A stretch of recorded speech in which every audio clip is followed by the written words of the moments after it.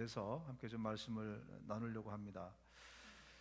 11월은 이제 추수의 달이죠. 11월은 그래서 또 결산의 달이기도 합니다.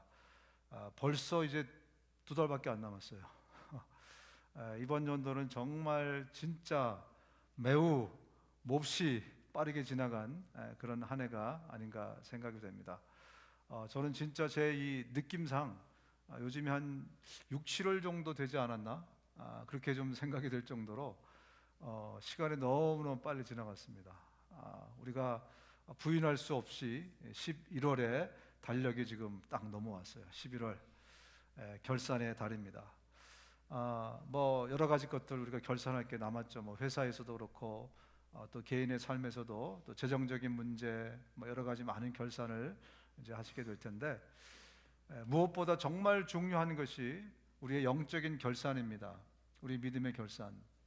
여러분 올 2024년 한 해를 지냈는데 여러분 믿음의 성장이 어느 정도 있으셨습니까? 3분 있으셨습니다. 여러분 한 해를 돌아보면서 정말 가장 중요한 것이 우리의 믿음 아니겠습니까? 예수님이 가장 중요하게 여기신 게 뭐라고요? 믿음입니다. 우리의 삶에 정말 믿음이 있는가? 너희에게 내가 믿음을 볼 수 있겠느냐? 너희 믿음이 자라고 있느냐? 성숙하고 있느냐? 주님의 관심이 바로 여기에 있는데, 우리 영적인 삶에서 제일 중요한 게 바로 이 믿음입니다. 과연 내 믿음은 성장하고 자라고 있는가? 아니, 그에 앞서서 여러분 믿음이 있으세요? 여러분 믿음이 있으세요?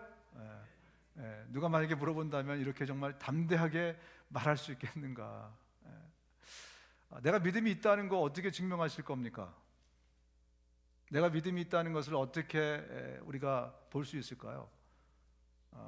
여러 가지 방법들이 아마 있을 겁니다. 그런데 가장 확실하고 가장 분명한 방법, 과연 내가 믿음이 있는지 없는지 테스트할 수 있는 가장 분명한 방법은요, 먹고 사는 문제를 가지고 믿음을 테스트해 보면 돼요. 먹고 사는 문제를 가지고 내가 믿음이 없는지 있는지를 테스트해 보면요, 당장 진짜 내가 믿음이 있는지 없는지가 드러나게 되어 있습니다. 이 마귀는 태초부터 먹거리를 가지고 시험을 했어요. 이 먹는 문제, 먹고 사는 문제는 우리에게 굉장히 이센셜한 그런 문제 아니겠습니까? 그래서 마귀가 이거를 가지고 우리를 넘어뜨린 것입니다. 하나님께서는 이스라엘 백성들을 40년 동안 이 먹거리 문제를 가지고 계속해서 그들의 믿음을 돈독게 하시려고 애쓰셨어요. 왜냐하면 이게 우리 인간에게 가장 중요한 문제, 우리 육체에게 가장 중요한 문제, 먹고 사는 문제이기 때문에 그렇습니다. 여러분 예수님을 기억하시죠? 예수님도 무엇으로 제일 처음 시험을 받으셨습니까? 먹고 사는 거예요, 그죠? 돌이 떡이 되게 하라. 먹는 문제를 가지고 시험을 받으셨어요. 그래서 이것은 우리가 부인할 수 없는 너무나 중요한 우리에게 문제이기 때문에 이 문제를 가지고 믿음을 시험해 보면 당장 나한테 믿음이 있는지 어느 정도 있는지 이런 것들이 드러나게 되어 있습니다.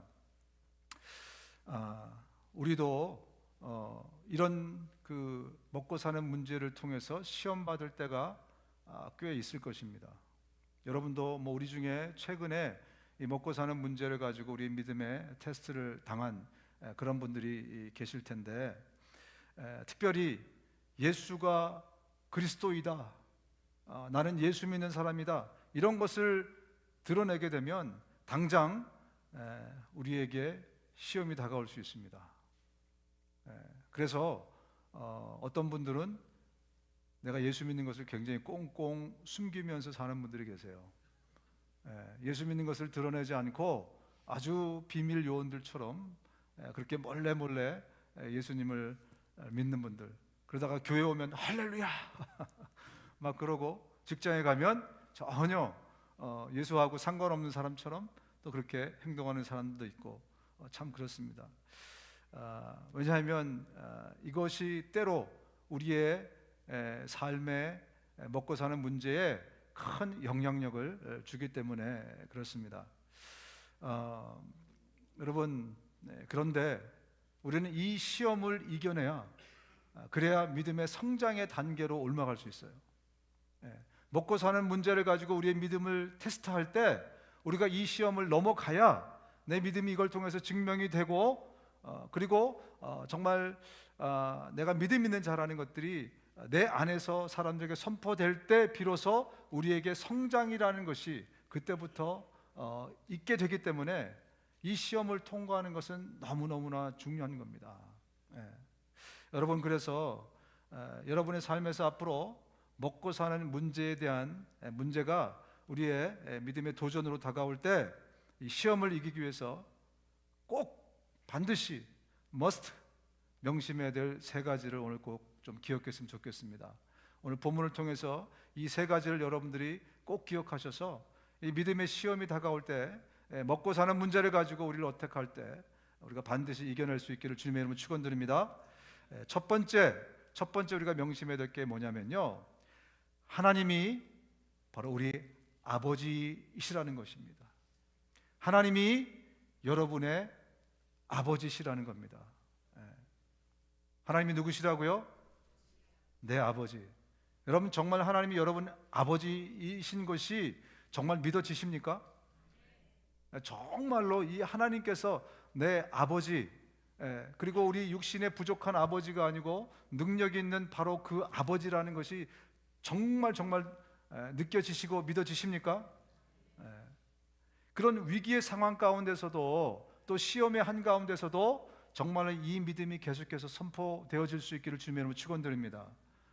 이 본문으로 들어가서 보면 이 유대 사람들이요, 눈이 멀었다가 눈 뜬 사람을 도저히 믿지를 못해요. 그래가지고 그 사람 얘기를 못 믿으니까 부모를 불렀어요. 부모를 불러서 물어봅니다. 이 사람이 날 때부터 눈먼 사람이었다는 당신의 아들이요? 그런데 지금은 어떻게 보게 되었어? 부모가 대답하였다.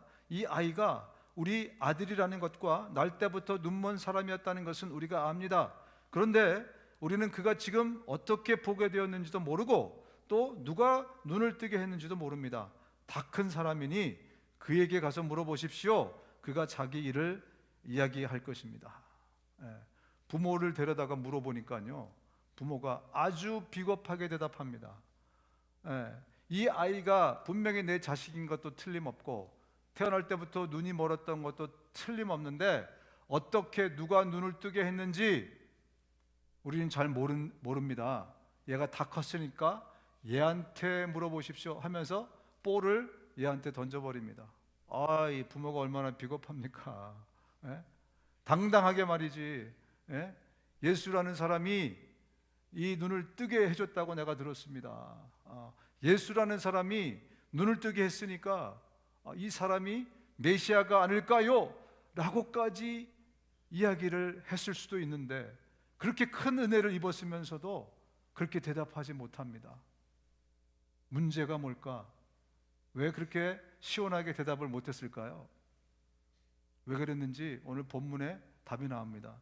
그 다음 구절을 보면 이렇게 되어 있어요. 그 부모는 유대 사람들이 무서워서 이렇게 말하는 것이다. 예수를 그리스도라고 고백하는 사람은 누구든지 회당에서 내쫓기로 유대 사람들이 이미 결의해 놓았기 때문이다. 여러분, 사실은 이 부모가 알고 있었어요. 예수님이 눈뜨게 해준 그것을 알고 있었습니다. 그럼에도 불구하고 회당에서 쫓겨날까봐 용기 있게 대답을 하지 못했다라고 오늘 성경이 얘기하고 있습니다. 여러분, 회당에서 쫓겨난다는 게 얼마나 대단하길래 아마 그런 생각을 하실 겁니다. 회당에서 쫓겨난다는 얘기는요, 예배를 못 드리게 됐다 그런 의미가 아니에요. 회당에서 쫓겨났다는 것은 이 커뮤니티에서 쫓겨났다는 의미예요. 지금 우리가 차 타고 어디든지 갈 수 있고 맘만 먹으면 이사도 갈 수 있고 그럴 수 있잖아요, 그죠? 당시에 2000년 전에 커뮤니티는 바꿀 수 없는 거예요. 거기서 태어나서 거기서 자라서 거기서 죽습니다. 지금도 우리 미국에서요, 시골에 가면은 한 스테이트 안에서 한 번도 밖에 나가보지 못한 사람이 굉장히 많습니다, 여러분. 굉장히 놀라운 일이에요, 그죠? 우리한테는 놀라운 일이에요. 그런데 2000년 전에 마치 그 사람들처럼 자기 커뮤니티에서 킥아웃을 당하면 그러면 먹고 사는 것이 불가능해집니다. 예. 어떤 사람이 회당에서 쫓겨나면요, 그 사람은 유대 사회에서 존재할 수 없어요. 왜냐하면 그 사람을 상대해서는 안 된답니다. 말을 걸어서는 안 된대요. 그리고 그 사람의 모든 법적 권리가 박탈이 됩니다.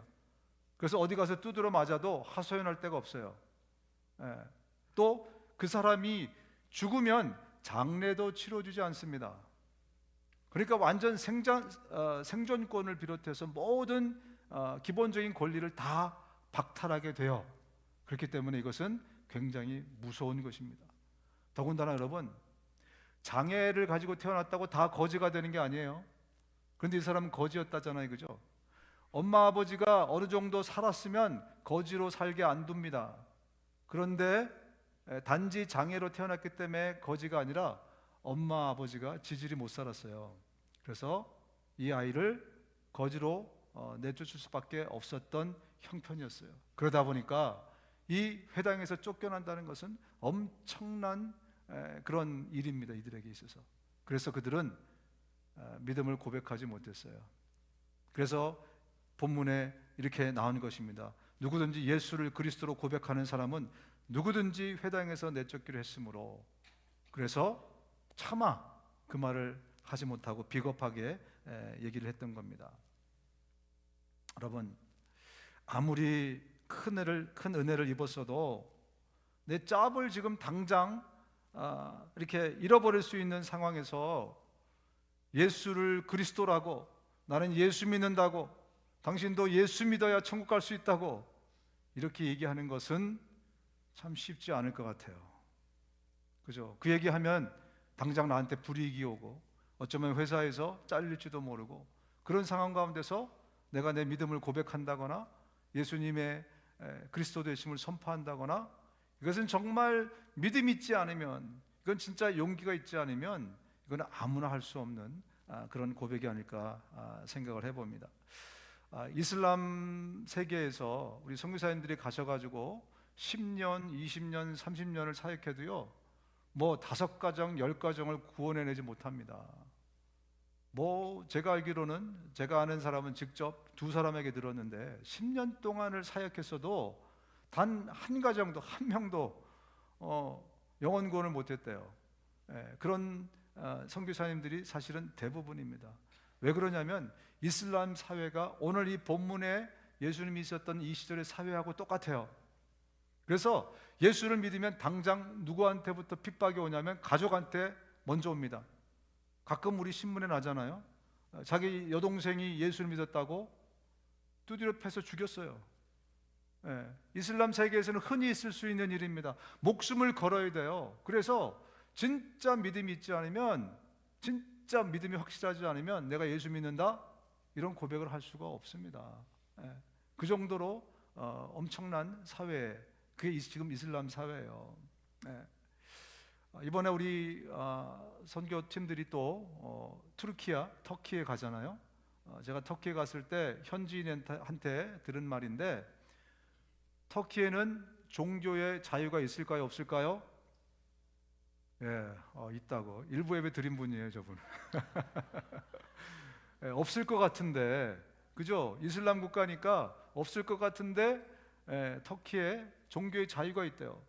그런데 말입니다, 드라이버스 라이센스에다가 자기 종교를 무조건 쓰게 돼 있대요.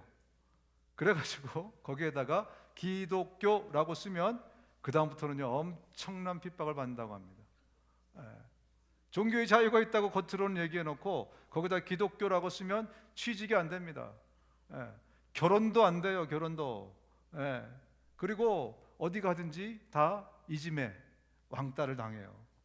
그러니까 거기다가 내가 기독교라고 쓴다는 것 그 자체는요 진짜 내 믿음이 있을 때만 쓸 수 있는 거예요. 그래서 그 형제가 자기 드라이버스 라이센스에다가 기독교를 쓰고 다닌다고.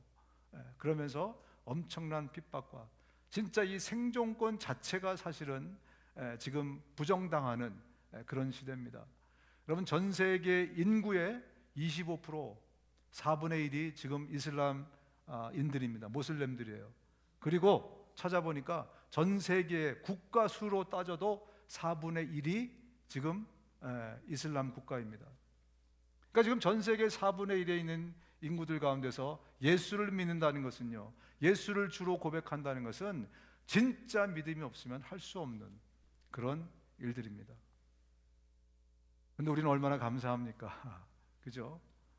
우리는 언제든지 우리의 믿음을 고백하고 심지어 복음까지 전하고 전도할 수 있고, 정말 그 부분에 대해서 우리가 감사하면서 똑같은 생을 사는데 누구에게는 정말 그런 엄청난 핍박 가운데 예수를 믿어야 되고, 누구에게는 이렇게 정말 너무나 놀라운 자유 가운데 예수를 믿고, 야, it's unfair. 그죠? 그런 가운데 우리가 이 자유를 갖는다는 것이 얼마나 감사한지 모르겠습니다. 그럼에도 불구하고 저와 여러분들의 삶에 가끔씩 정말 네가 믿음이 있느냐, 진짜 네 믿음이 진짜냐, 이것에 대한 테스트가 우리의 이 먹고 사는 문제를 통해서 저와 여러분들 가운데 주어진다는 겁니다. 여러분, 먹고 살 일이 정말 막막해도 여러분이 나는 예수쟁이요, 나 예수 믿는 사람이요, 당신도 예수 믿어야 됩니다 라고 고백할 수 있는 믿음이 여러분에게 있으십니까? 할렐루야, 할렐루야. 여러분, 내 진로가 막히고 당장 내가 일하는 이곳에서 쫓겨나도 나는 예수쟁이요, 나는 예수 믿습니다 할 수 있는 그런 용기와 믿음이 여러분에게 있으십니까? 아멘. 할렐루야. 제가 헛 목회를 안 해서 너무너무 감사합니다. 헛 목회를 안 해서 너무너무 감사해요. 이것은 정말 쉽지 않기 때문에 그래요. 이것은 정말 쉬운 일이 아니기 때문에 그렇습니다. 당장 내가 내일부터 손가락을 빨아야 되는데 내 믿음을 고백할 수 있을까? 진짜 그 상황에 딱 들어가면 내가 정말 할 수 있을까? 여러분, 우리가 그런 고백을 하고 정말 나의 믿음의 고백을 다해서 내 삶에 엄청난 불이익이 있고 짭에서 잘리고 당장 거리에 나앉아야 되고 이런 상황임에도 불구하고 우리가 이런 믿음을 고백할 수 있는 엄청난 큰 이유를 우리 예수님이 우리에게 말씀해 주셨습니다. 그게 뭔지 우리 한번 보겠습니다. 마태복음 6장 30절 31절입니다. 같이 한번 읽어볼까요? 함께 읽겠습니다. 시작. 믿음이 적은 사람들아, 그러므로 무엇을 먹을까, 무엇을 마실까, 무엇을 입을까 하고 걱정하지 말아라. 이 모든 것은 모두 이방 사람들이 구하는 것이요, 너희의 하늘 아버지께서는 이 모든 것이 너희에게 필요하다는 것을 아신다. 예수님이 뭐라고 말씀하십니까? 먹고 사는 거 걱정하지 마. 너 당장 네 믿음을 고백해서 네가 잘렸어도 너 걱정하지 마. 왜 걱정하지 말라고요? 하나님이 네 아버지야. 하나님이 너희의 아버지이기 때문에 그래. 여러분, 이것은 지금 엄청난 선포입니다. 왜냐하면 당시에 이 예수님의 말씀을 듣는 사람들의 입장에서 그들은 단 한 번도 하나님을 자기의 아버지라고 불러본 적이 없기 때문에 그래요. 구약의 서너 군데 하나님의 아버지이심을 말씀하고 있지만 그것은 전부 다 이스라엘 공동체의 아버지로 묘사가 되어 있습니다. 어떤 개인이 단 한 사람도 하나님이 내 아버지다라고 불러본 적이 없는데 오늘 예수님이 엄청난 선포를, 하나님의 아들이신 그분이 엄청난 선포를 그들에게 해주고 계세요. 너희들 몰랐지? 하나님이 네 아버지다. 그 전지전능한 하나님이 바로 너의 아버지야. 그래서 너 믿음을 고백해서 잘려도 걱정하지 마. 하나님이 책임지실 거야. 하나님이 입을 거 먹을 거 더 풍성하게 너에게 제공해 주실 거야. 너 걱정하지 말고 믿음대로 살아. 네 믿음 가지고 살아. 그렇게 예수님이 말씀하신 것입니다. 여러분, 구하로 자란 분들 우리 가운데도 아마 계실지 모르겠어요.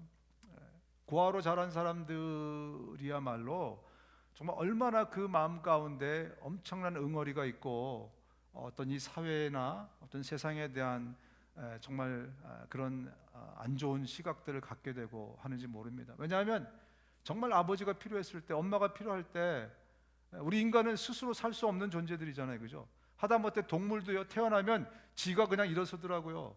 그죠? 뭐 말도 새끼를 낳으면 그냥 지가 일어서요. 근데 인간은 어떻습니까?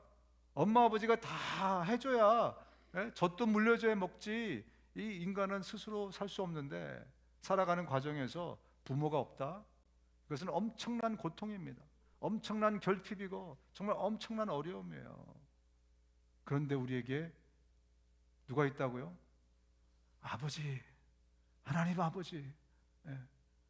그런 결핍 가운데 살았던 사람들도 이 하나님이 내 아버지가 된다는 사실을 그들이 깨닫게 되면 그들의 모든 상처가 한꺼번에 다 날아가 버립니다. 그들의 그 여태까지 받았던 그 고통이 남긴 그 어려움들이 한꺼번에 다 없어져요. 예. 전능하신 그 하나님이 내 아버지가 되시기 때문에 이것은 우리에게 얼마나 엄청난 복음이고 기쁨의 소식인지 모릅니다. 너희 가운데 아들이 빵을 달라고 하는데 돌을 줄 사람이 어디 있으며 생선 달라고 하는데 뱀 줄 사람이 어디 있느냐. 너희가 악해도 너희 자녀에게 좋은 것을 줄 줄 알거든. 하물며 하늘에 계신 너희 아버지께서 구하는 사람에게 좋은 것을 주지 않겠느냐. 그래요. 우리 아버지는 돈이 없어서, 능력이 없으니까 돈도 많이 못 벌고 우리한테 해준 것도 별로 없어요. 해줄라 그래도 해줄 수가 없었어요.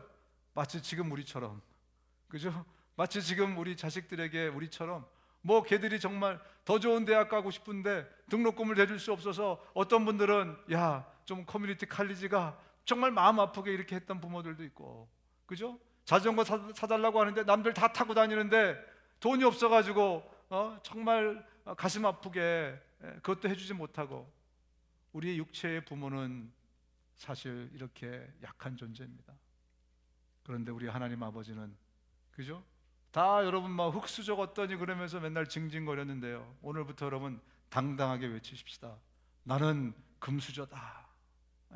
우리 전능하신 하나님이 내 아버지가 되셨기 때문에 이제 그분 때문에 나는 부족함이 없는 거예요. 비록 내가 믿음을 고백해서 같으세요? 젊어서 쓴 시편 같으세요? 꺼버렸네. 예. 나는 젊어서나 늙어서나 늙어서 쓴 시편이에요. 평생을 살면서 들어보니까 어때요? 예수 믿는 사람이, 쉽게 말하면 예수 믿는 사람이 구걸하는 거 못 봤다는 거예요. 예수 믿는 사람이 사업을 망해도 비참하게 저렇게 길거리에 나앉아서 홈레스 되는 거 다윗은 한 번도 본 적이 없다는 거예요. 그리고 저도 못 봤습니다. 여러분들은 어떠십니까?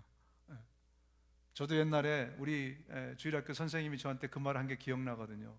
근데 제가 지난번에 말씀드렸지만 그분은 부부가 다 서울대 출신들이에요. 그래가지고 뭐 아주 좋은 회사를 다니고 있으면서 저한테 그런 얘기를 하니까 제가 속으로 그랬죠. 아유, 선생님은 서울대 나오고 좋은 짭 갖고 있으면서 무슨 그런 얘기를 하냐고. 근데 그게 제 기억에 계속 남았었어요. 그러면서 제가 돌이켜보니까 정말 그렇더라고요. 목사니까 여러 성도들을 볼 거 아니에요, 그죠? 근데 진짜 믿음이 있는 사람들은요, 진짜 믿음의 사람들은 주님이 밥을 굶기시지 않습니다. 잠시 동안 시험을 받기 위해서, 잠시 동안 하나님이 그의 믿음을 좀 이렇게 스트렝튼 시키기 위해서 뭔가 그런 처지에 놓을 수 있지만, 또 때로 자기의 욕심 때문에 그런 안타까운 상황에 놓이기도 하지만 곧 회복돼요. 전화위복됩니다. 오히려 전보다, 욥처럼 전보다 훨씬 더 생활이 나아지고 편하게 되더라고요. 이게 하나님이 우리 아버지이시기 때문에 가능한 일입니다. 그래서 예수님이 약속하신 겁니다. 그래서 바울도요, 얼마나 실력자입니까? 얼마나 이 사람이 그 능력 있는 사람입니까? 근데 이 사람이요, 이 빌립보 교인들에게 감옥에 갇혀서 자기가 모든 것들이 다 사라지고 아무것도 없을 때 바울이 이렇게 얘기합니다. 나의 하나님께서 자기의 풍성하심을 따라 그리스도 예수 안에 있는 영광으로 여러분에게 필요한 모든 것을 채워주실 것입니다. 하나님이 채워주신다는 거예요. 자기가 모든 것을 잃어버린 그 감옥 가운데서도 당당하게, 분명하게 얘기합니다. 하나님께서 여러분이 어떤 지경에 있든지 그분이 우리의 아버지 되심으로 그분이 모든 것을 채워주실 것이다. 예, 여러분, 우리의 생사여탈권을 쥐고 계신 분은 단 한 분, 누구라고요? 하나님 아버지세요. 특히 여러분 부잣집에 갈수록 부자 아버지의 힘이 커져요. 그거 아실란가 모르겠네, 그죠? 진짜 이 대기업에 가면요, 그 아버지 힘이 엄청나요. 그래갖고 결혼도 함부로 못합니다. 예? 그리고 자기 맘대로 짭도 맘대로 못 잡아요. 아버지가 하라는 대로 해요. 그죠? 그렇잖아요. 그죠? 드라마 한번 보셨습니까? 그러면 드라마에 그렇게 나오잖아요. 그죠? 예. 우리 하나님은 능력자이시기 때문에 우리 아버지가 내 생사 여타권을 붙들고 계신 것이지 우리 회사의 사장이 아닙니다. 예. 여러분, 여러분의 믿음을 어디에 있든지 언제든지 정말 마음 놓고 여러분 우리의 믿음을 선언하시기를 주님의 이름으로 축원드립니다. 또 예수 그리스도의 주 되심을, 그분이 메시아 되심을, 그분이 나의 구원자 되심을 언제든지 선포할 수 있기를, 당당하게 선포할 수 있기를 주님의 이름으로 축원드립니다. 또 두 번째 우리가 잊지 말아야 될 것은요, 성령님의 강력한 도우심이 저와 여러분 가운데 있다는 겁니다. 우리 하나님이 내 아버지이시면서 그분이 보내신 성령이 내 안에 내주하셨고, 그분이 오실 때 강력한 힘과 파워를 가지고, 그래서 그 힘, 파워를 두나미스라고 해요. 두나미스. 그게 뭐냐면 다이나마이트란 얘기입니다. 다이나마이트와 같은 그 큰 힘을 가지고 내 안에 들어오셨기 때문에 그렇습니다. 본문을 돌아가서 보면 이 바리새파 사람들은 눈이 멀었던 그 사람을 두 번째로 불러서 말하였다.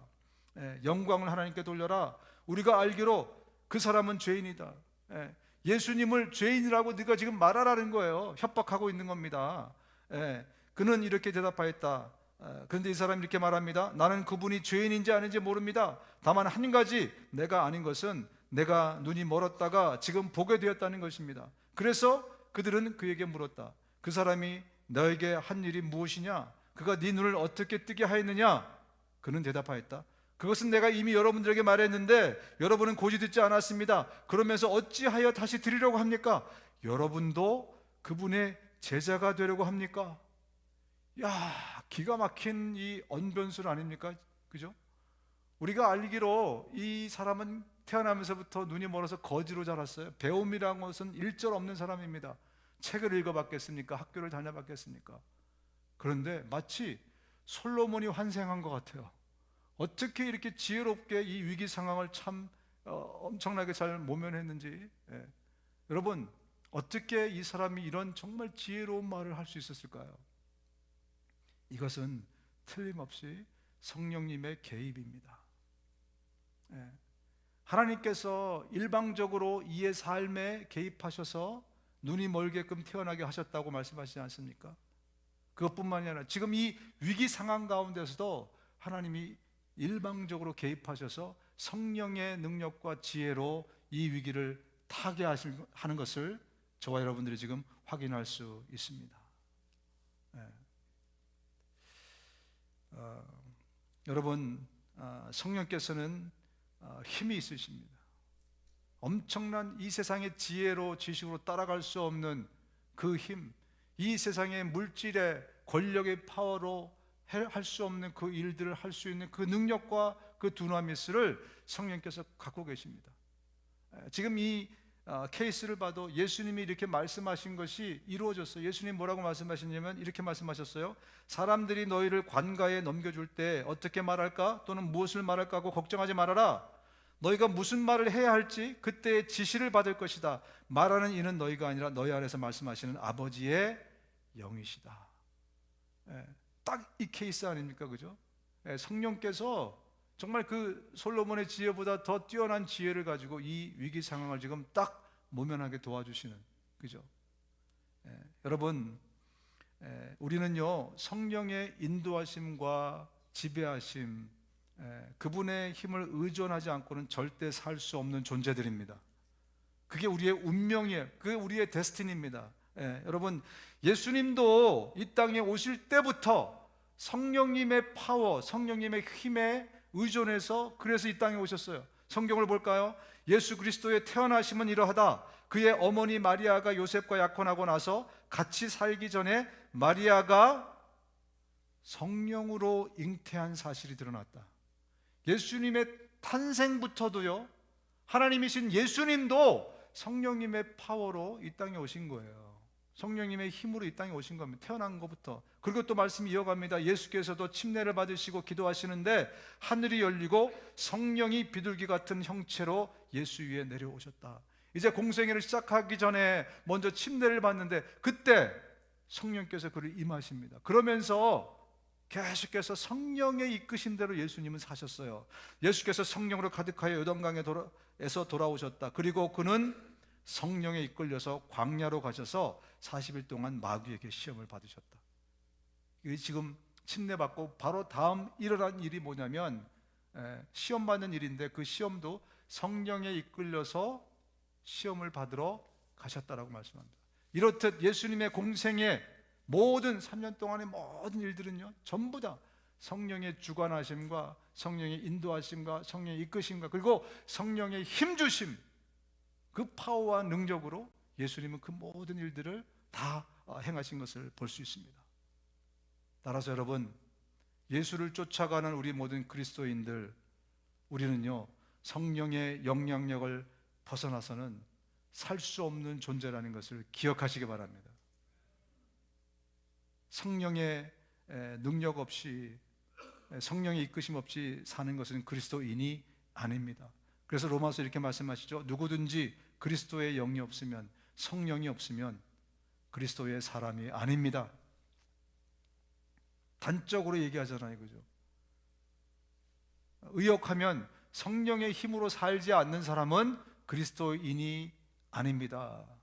그리스도인답게 사는 것이 아닙니다 라고 말씀하고 있는 것입니다. 그런데 말입니다, 성령께서는 구약시대부터 이 땅에 계셨어요. 여러분, 구약성경 읽어보시면 성령의 역사들을 우리가 볼 수 있지 않습니까? 어떤 사람은 성령이 위에 임해가지고 막 미친 사람처럼 막 춤을 추고, 사울 같은 경우, 사울 왕 같은 경우가 그랬죠, 그죠?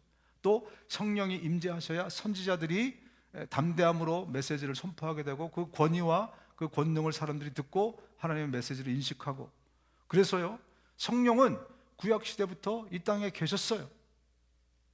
그런데 신약시대가 되면서 성령께서요 거주지를 옮기십니다. 그분이 원래는 그냥 이 자연과 함께 그냥 계셨어요. 그런데 거주지를 사도행전 2장부터 어디로 옮기시죠? 우리의 안으로, 바로 내 안으로 그분의 주소를 바꾸세요. 그래서 그전에는 밖에 계셨던 성령님께서 예수님이 십자가에 죽고 그리고 피 흘리시고 부활하신 다음에 성령께서 오시면서는 이제는 우리 안에 들어오시게 된 겁니다. 그렇다면 왜 굳이 그런 의문이 생기지 않습니까? 밖에 계셔도 충분히 성령의 역할들을 하실 수 있는데 왜 굳이 우리 안으로 들어오셨을까? 여러 가지 이유를 성경이 이야기하고 있는데 그 중요한 두 가지만 잠깐 나누기 원하면, 첫 번째는 뭐냐면요, 구원에 대한 보증 때문에 우리 안에 들어오셨다고 말씀합니다. 고린도후서 1장에 보면 하나님께서는 또한 우리를 자기의 것이라는 표로 인을 치시고 불도장 찍었다는 얘기입니다. 그 보증으로 우리 마음에 성령을 주셨습니다. 여러분, 우리의 믿음이 흔들릴 때가 있습니까?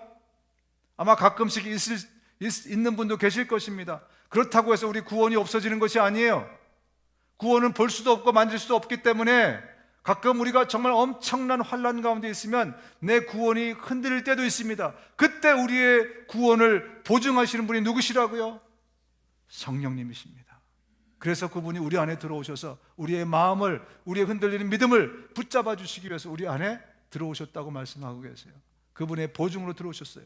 그런데 말입니다, 이것만큼 아주 중요한 성령님의 역할, 성령님께서 우리 안에 내재하신 이유가 있습니다. 그것은 바로 그분이 파워고 힘이고 능력이시기 때문에 그렇습니다. 그래서 그분이, 그 파워가, 그 힘이 우리 안으로 들어오신 것입니다.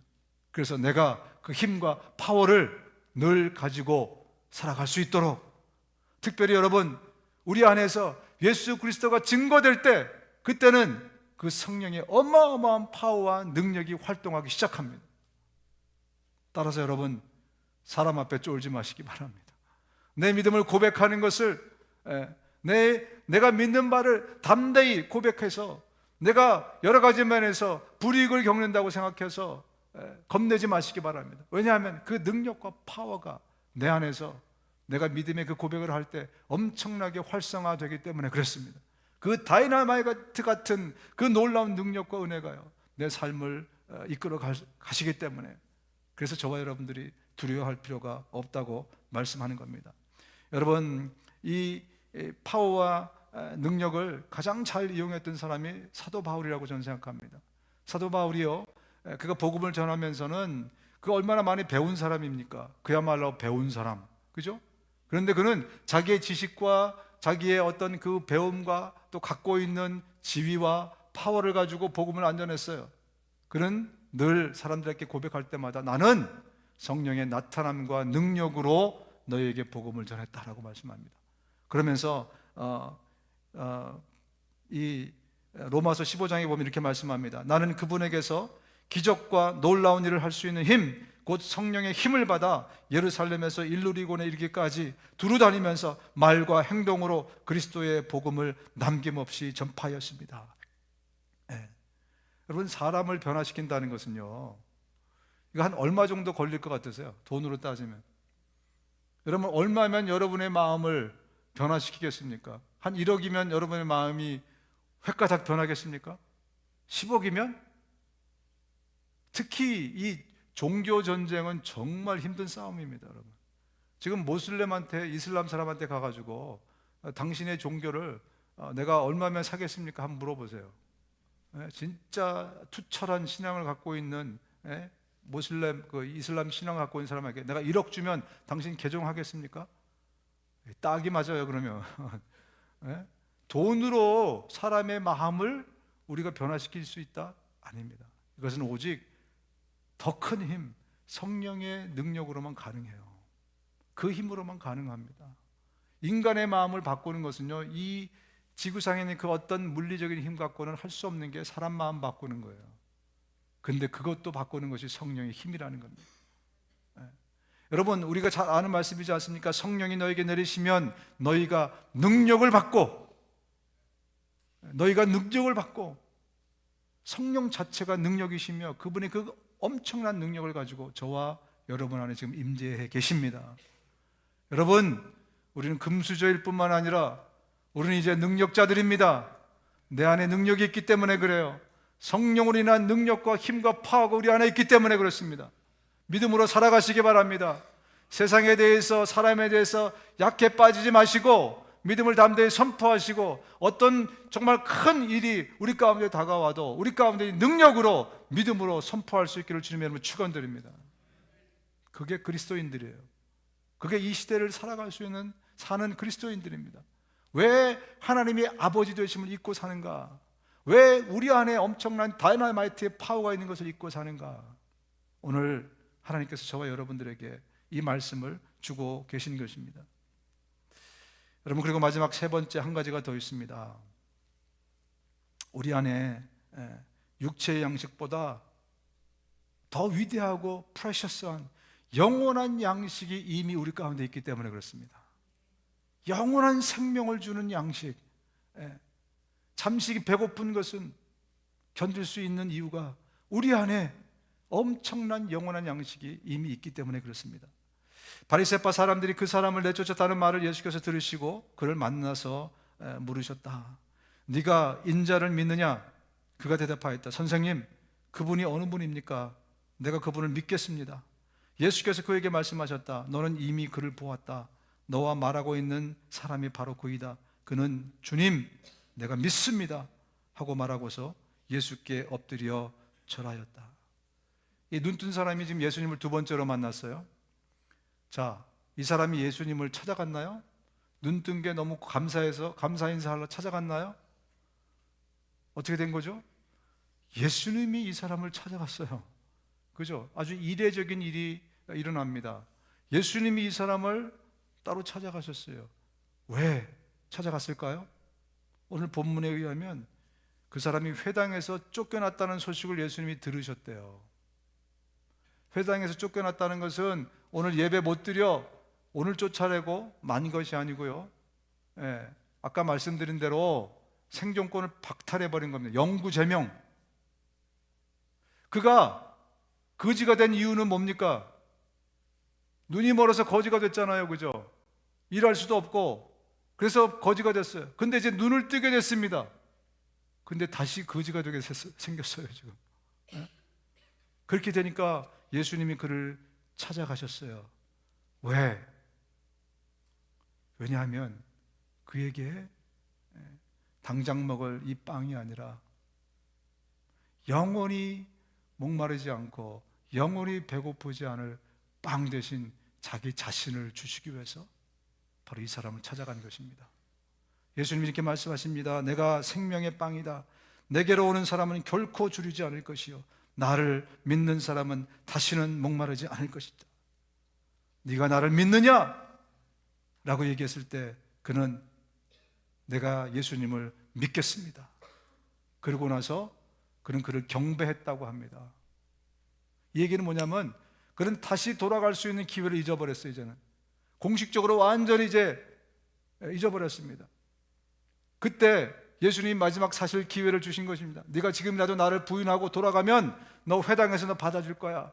너 어떻게 할 거니? 너 나를 믿겠니 말겠니? 그때 그가 공식적으로 선언한 것입니다. 나는 다시 돌아가지 않겠습니다. 잠시 배부를 이 빵을 위해서 돌아가지 않겠습니다. 나는 영원한 양식인 당신을 내가 영원히 먹고 마시겠습니다. 그 선포를 한 겁니다. 그가 눈을 감기 전엔 영적인 눈이 감겨 있을 땐 그는 그 가치를 몰라봤었습니다. 그런데 영적인 눈을 뜨고 나서 보니까 당장 이 먹을 음식이 중요한 게 아니라, 당장 배고픈 게 중요한 게 아니라 영원히 목마르고 영원히 배고픈 그게 더 중요한 거예요. 그래서 영원히 배부를 바로 그 예수 그리스도, 그분을 그가 선택한 것입니다. 여러분은 어떻게 하시겠습니까? 이런 상황 가운데 내가 놓여 있다면 나는 당장 내 배를 채워줄 이 빵을 택하겠는가? 아니면 영원히 배부를 그 예수, 영원한 빵이신 생명이신 그분을 택하겠는가? 어떤 분에게는 이런 도전이 되실 것입니다. 여러분, 앞으로라도 우리 삶에 이런 시험이 다가왔을 때 하나님께서 내 아버지 되심을 반드시 기억하시기 바랍니다. 성령의 파워와 능력이, 그 힘이, 이 지구상에 존재하는 그 어떤 것보다 큰 세력과 힘과 능력이 내 안에 성령으로 오셨음을 여러분 다시 여러분 자신에게 리마인드 시키시기를 주님의 이름으로 축원드립니다. 어떤 상황에서도 세상에 잠시 있을 빵이 아니라 영원한 그것으로 여러분의 손을 내밀 수 있기를 주님의 이름으로 축원드립니다.